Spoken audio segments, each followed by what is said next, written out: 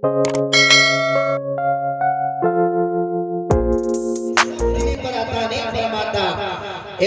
کائنات مدنی کریم جناب محمد رسول اللہ صلی اللہ علیہ وسلم کا فرمان ہے، من تواضع للہ رفعہ اللہ، جس انسان نے اللہ کے لیے تواضع اختیار کیا۔ تواضع کا مطلب یہ ہے اپنے آپ کو جھکایا، اپنے بازوؤں کو جھکایا، اپنے بڑوں کے رتبے کو سمجھا، اپنے پڑوسیوں کے حق و حقوق کو سمجھا اور سبوں کے حق کی رعایت کیا۔ ایسے انسان کے بارے میں امام کائنات مدنی کریم جناب محمد رسول اللہ صلی اللہ علیہ وسلم فرماتے ہیں، جس نے اللہ کے لیے اپنے آپ کو جھکایا اللہ اس کو بلند فرما دیتا ہے۔ اور یہ کب ہوگا؟ جب ہمارے اندر سادگی ہوگی، جب ہمارے اندر جناب محمد مصطفیٰ صلی اللہ علیہ وسلم کی صفت ہوگی، تب جا کر کے یہ نرم دلی کا جذبہ ہمارے دلوں میں پیدا ہوگا۔ یاد رکھیے، سب دلی کی وجہ سے ہمارا معاشرہ برباد ہوتا جا رہا ہے۔ باپ کی بیٹا نہیں سن پا رہا ہے، بیٹا اپنے باپ سے جھگڑ رہا ہے، ماں اپنی بیٹی سے جھگڑ رہی ہے، بیوی اپنے شوہر کا کہا نہیں مانتی، شوہر اپنے بیوی کا خیال نہیں رکھتا، اس لیے کہ بیوی کی کڑوی کسیلی باتوں کو شوہر بھی نہیں سن سکتا، شوہر کی باتوں کو بیوی بھی گوارا نہیں کرتی۔ یہی وجہ ہے کہ آج ہمارا معاشرہ تباہ و بربادی کے دہانے پر جا چکا ہے۔ اور کالی کملی والے آقا محمد عربی صلی اللہ علیہ وسلم کے فرمان کو ایک نظر دیکھتے جائیں۔ امام کائنات فرماتے ہیں، لیس الشدید بالسرعہ انما الشدید الذی یملک نفسہ عند الغضب۔ فرمایا پہلوان وہ انسان نہیں ہے جو کسی کو پچھاڑ دے، پہلوان وہ انسان ہے جو غصے کے وقت میں اپنے آپ کو قابو پا لے، اپنے آپ کو قابو میں کر لے، ایسا انسان پہلوان ہے۔ غصے کی وجہ سے انسان ایک دوسرے پر ہتھیار چلا دیتا ہے، جان لیوا حملہ ہو جاتا ہے۔ میرے بزرگوں، یہ اس وقت ہمارے ذہن کے اندر باتیں آتی ہے، یہ شیطانی خیالات ہمارے ذہن میں اس وقت انگڑائی لیتے ہیں جب ہم اپنے آپ کو جھکانا نہیں جانتے، ہمارے دل کے اندر تکبر، غرور، گھمنڈ جیسے صفات آنے لگتی ہے، تو یاد رکھیے ہم کسی کی بات کو سننا گوارا نہیں کرتے۔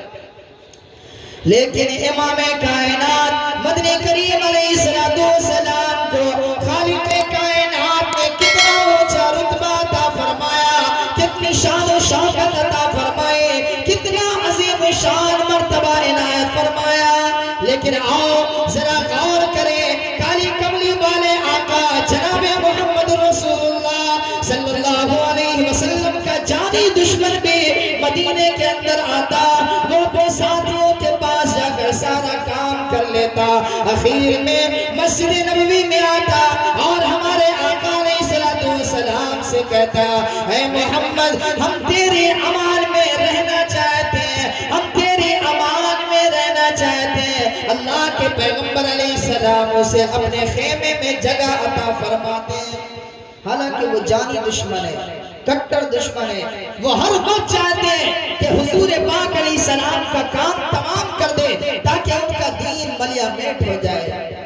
امید ایسی ہوتی ہے، لیکن آقا علیہ السلام کا انداز کیا کہنا، شاعر کہتا ہے، امید اما لے کر دشمن جو بھی آیا ہے، تھوڑا سا بولیے سبحان اللہ۔ امید اما لے کر دشمن جو بھی آیا ہے، امید اما لے کر دشمن جو بھی آیا ہے، دشمن جو بھی آیا ہے، اس کو شہبت نے سینے سے لگایا ہے، اس کو شہبت نے سینے سے لگایا ہے۔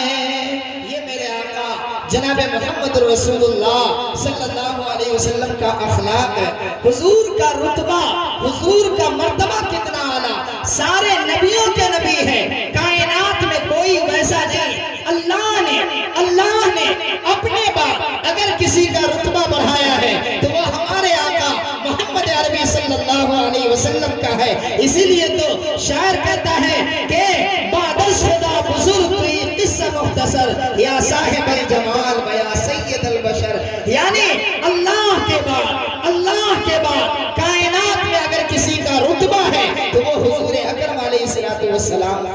جب حضور کی شان کی بات آتی ہے تو اس پر بیان کرنے کے لیے میاں گھنٹوں چاہیے، اور پھر بھی کوئی مقرر، کوئی خطیب حضور کی شان کا حق ادا نہیں کر سکتا۔ کیوں؟ اس لیے کہ میرے آقا علیہ السلام کی شان ہی عجیب و غریب ہے۔ آپ ذرا غور کریں، دنیا کے بادشاہوں کا جائزہ لیں، دنیا کے بادشاہ کتنی شان و شوکت والے ہوتے ہیں، اللہ نے اپنے حبیب کو کیسا بنایا۔ وقت کا بادشاہ حاتم طائی کی سخاوت کا چرچا ساری دنیا کے اندر مشہور ہے۔ حاتم طائی کا بیٹا عدی بن حاتم، ان کے ذہن کے اندر بہت سارے شکوک و شبہات ہیں۔ میں اپنی بات ختم کر رہا ہوں، اس لیے آپ لوگ اٹھنے کا ماحول نہ بنائیں، بس یہ واقعہ بیان کر کے اپنی جگہ لیتا ہوں۔ عدی بن حاتم عیسائی ہے، مذہباً عیسائی ہے، بڑی شان و شوکت کے ساتھ ان کے ذہن کے اندر ایک بات آتی ہے، وہ محمد جن کے نام کا ڈنکا بج رہا ہے، جن کے نام کا چرچا ہو رہا ہے، ساری دنیا جن کا گن گا رہی ہے، چلو ذرا جا کر دیکھ لیتے ہیں اس محمد کی شان و شوکت کا کیا عالم ہے۔ یہ عدی بن حاتم اب ریشم کا لباس پہن لیا، اسلام کے بارے میں شکوک و شبہات اپنے ذہن کے اندر لے کر جناب نبی کریم علیہ السلام کے دربار کی طرف چلتا ہے کہ ذرا میں جاؤں اور وہ نبی کو میں دیکھوں جس نبی کا ڈنکا بج رہا ہے، سارے لوگ جن کا گن گا رہا ہے، ذرا میں بھی جا کے دیکھوں وہ نبی ہیں کیسے۔ ذہن کے اندر بات آ رہی ہے، بڑی شان و شوکت والے ہوں گے، ان کا لباس پتہ نہیں کتنا اعلیٰ قسم کا ہوگا۔ اب یہ جب حضور کے دربار میں جا رہا ہے تو ریشم کا لباس پہنا ہوا ہے، بہت ہی عمدہ قسم کا، اور اپنے گلے میں صلیب لٹکائے ہوا، جو سونے کا صلیب لٹکایا ہوا ہے، بڑی شان و شوکت کے ساتھ لوگوں کے ساتھ جا رہا ہے، گھوڑے پر سوار ہے، جناب نبی کریم علیہ السلام کے دربار کے پاس پہنچتا ہے۔ حضور علیہ السلام غربت کے عالم میں بھی صحابہ اپنے نبی علیہ السلام کو نہیں چھوڑتے تھے، بولیے سبحان اللہ۔ ہر وقت پیغمبر اسلام علیہ السلام کے دیوانے اپنے جھرمٹ میں اللہ کے نبی علیہ السلام کو لیے ہوئے ہوتے، تاجدار رسالت امام کائنات بیچ میں تشریف فرمائے، پیغمبر اسلام بیان فرما رہے، صحابہ حضور کی باتوں کو سن رہے ہیں۔ عدی بن حاتم دور سے آئے اور اس کے بعد وہ کہتے ہیں ایکم محمد، تم میں محمد کون ہے؟ بڑی شان و شوکت کے ساتھ تو صحابہ نے کہا آپ دیکھ نہیں رہے ہم میں محمد کون ہے؟ یہ لنگی بنیان مطلب اس قسم کے کپڑا یہ پہنے ہوئے جو گفتگو کر رہے ہیں یہی تو ہے ہمارے آقا ہمارے سردار محمد۔ تو وہ دیکھ کر بہت حیران و شزدر رہ جاتا ہے کہ یہ ہے محمد جن کے نام کا اس طریقے سے لوگ گن گاتے ہیں، بہت ہی حیران ہے۔ لیکن ذہن کے اندر بات آ رہی ہے کہ اچھا یہاں پہ ان کا گھر بھی ہوگا جس کی وجہ سے اپنے گھر پر انسان مکمل کپڑوں کے ساتھ نہیں ہوتا تو یہ مختصر سا کپڑا پہن کر یہاں پہ بیٹھے ہوئے۔ ذہن میں بات آتی ہے جس جگہ پر یہ نماز پڑھ رہے ہوں گے وہ نماز پڑھنے کی جگہ بہت قیمتی ہوگی، بہت ہی اعلیٰ ہوگی اور جواہرات سے منقش ہوگی۔ یہ ذہن کے اندر بات آتی ہے، حضور کے پاس آتے ہیں، نبی علیہ السلام کھڑے ہوتے ہیں، ان کا استقبال کرتے ہیں اور اس کے بعد حضور سے وہ پوچھتے ہیں کہ یا رسول اللہ اے محمد آپ جس جگہ پہ نماز پڑھتے ہیں وہ جگہ کون سی ہے؟ حضور نے فرمایا اسی کے سائے میں تو میں بیٹھا ہوں۔ یہی ہے میری مسجد مسجد نبوی۔ اس وقت جو چھپر تھا، جب بارش ہوتی تھی تو چھپر سے پانی بھی نیچے ٹپکنے لگتا تھا، یعنی ایسے ہی روڑا وغیرہ سب سے ڈال دیا گیا تھا اور اسی میں صحابہ کرام نماز پڑھتے تھے۔ جب وہ دیکھتے ہیں تو اور حیران ہوتے ہیں کہ یہ ہے جس میں حضور نماز پڑھتے ہیں۔ پھر ذہن کے اندر بات آتی ہے، اچھا بہت سارے لوگوں کا ذہن ہوتا ہے اپنا گھر عالی شان رہے، مسجد چاہے جیسی بھی رہے، تو اب ان کے ذہن کے اندر بات آتی ہے، اس کا مطلب ہے ان کا گھر بہت عالی شان ہوگا، یہ تو نماز پڑھنے کی جگہ ہے جو ایسی ہے۔ تو ذہن میں بات آتی ہے کہ یار محمد کا گھر دیکھ لیں۔ آقا علیہ السلام آگے بڑھتے ہیں، عدی بن حاتم کا ہاتھ یوں پکڑتے ہیں اور کہتے ہیں آپ تو میرے مہمان ہیں نا، لہذا چلیں آپ میرے گھر پر چلیں۔ یوں ہاتھ پکڑتے ہیں، آگے لے کر کے چلنے لگتے ہیں۔ ایک پاگل عورت، بوڑھی عورت پاگل ہے، اور وہ فوراً بیچ راستے پر حضور کو کہتی ہے کہ یا رسول اللہ آپ رکے، میں آپ سے کچھ بات کہنا چاہتی ہوں، کچھ مدد کی چاہت ہے مجھے۔ تو حضور علیہ السلام کا ہاتھ چھوڑ دیتے ہیں اور اس کے بعد کنارے میں لے جاتے ہیں۔